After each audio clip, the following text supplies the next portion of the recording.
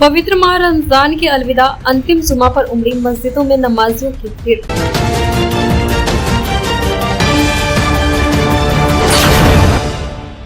नमस्कार, स्वागत है आपका बेगूसराय न्यूज प्लेटफॉर्म में। मैं हूं आपके साथ खुशी। आइए नजर डालते हैं आज की बड़ी खबर पर। पवित्र माह रमजान के अलविदा अंतिम जुमा के अवसर पर मस्जिदों में नमाजियों की भीड़ उमड़ पड़ी। जानकारी के अनुसार इस अवसर पर क्षेत्र के विभिन्न मस्जिदों में खासा उत्साह देखा गया। रोजेदार समय साफ सफाई के साथ निष्ठा पूर्वक मस्जिदों में उपस्थित होकर नमाज अदा करते दिखे। जानकारी के अनुसार सियोड़ी, मंझौल, पबरा, कमला, मेहदा, शाहपुर, चेरिया, बरियारपुर, करोड़, खासजहांपुर, श्रीपुर, परमानंदपुर, बस्ती, सकरबासा सहित अन्य पंचायतों में रोजेदार नमाजियों की भीड़ मस्जिदों में देखी गई। खासकर युवा रोजेदारों के बीच खासा उत्साह देखा गया। वहीं मेहदा शाहपुर जामे मस्जिद में उपस्थित रोजेदारों को संबोधित करते हुए इमाम हाफिज सदर आलम ने कुरान व हदीस की रोशनी में पवित्र माह रमजान के फजाइल व बरकत पर विस्तार पूर्वक चर्चा किया।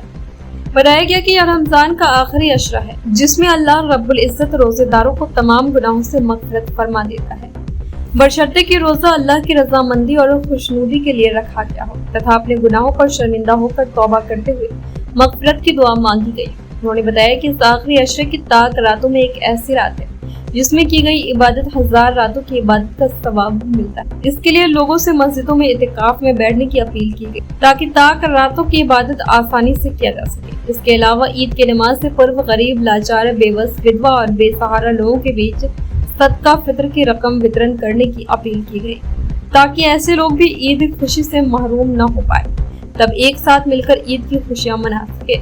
इमाम साहब ने इस साल प्रति सदस्य 60 रुपए के हिसाब से सदका फित्र अदा करने की हिदायत देते दिए। वही नमाज अदा करने से पूर्व ईद उल फित्र की नमाज अदा करने का टाइम मुकर्रर किया गया। इस दौरान कई लोगों ने अपनी सहूलियत के हिसाब से टाइम मुकर्रर करने की बात कही।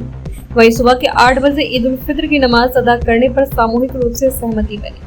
उन्होंने कहा, अल्लाह पाक ने इसी महीने में कुरान को नाजिल फरमाया है, इसलिए कुरान की तिलावत के साथ अपने गुनाहों से मग़फ़िरत के लिए कसरत से तौबा व इस्तिग़फ़ार भी पढ़े। इमाम साहब ने खासकर ला इलाहा इल्लल्लाह की तस्बीह पढ़ने की नसीहत दी।